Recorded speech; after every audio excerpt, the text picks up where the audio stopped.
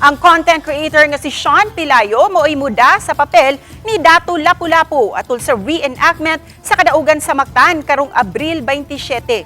Sukwahi isa nakaunang pahibaw sa Lapu-Lapu City Tourism Office nga usa ka kanhi senador ang muda niini. Gibutyag ni Gary Lau, Lapu-Lapu City Tourism Officer, nga niadtong Biyernes lang sa buntag nagpahibaw ang legal team sa kanhi senador sa desisyon niini nga di musalmot na lang sa reenactment kay usaman siya ka kandidato ning umaabot nga piniliay ug buot ni ining respetuhon ang lagda sa COMELEC.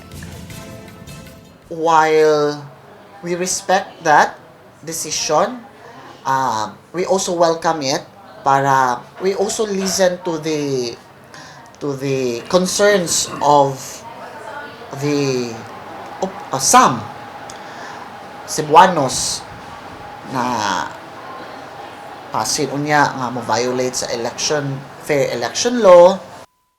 Samtang niadtong Biyernes sa gabi, opisyal nang gibuksan ang Kadaugan Food, Fashion Festivities sa Liberty Shrine sa Mactan sa Lapu-Lapu City. Moabot sa 49 ka mga food stalls ug exhibit sa gibuksan diin matilawan ug mapalit sa ubos nga presyo ang mga local food ug mga gipasigarbong pagkaon sa nagkadiiyang barangay sa Dakbayan. Karong simanaha mo display usab og mga pagkaon sa mas ubos nga presyo ang pipila ka mga dagkong resort hotel sa Dakbayan.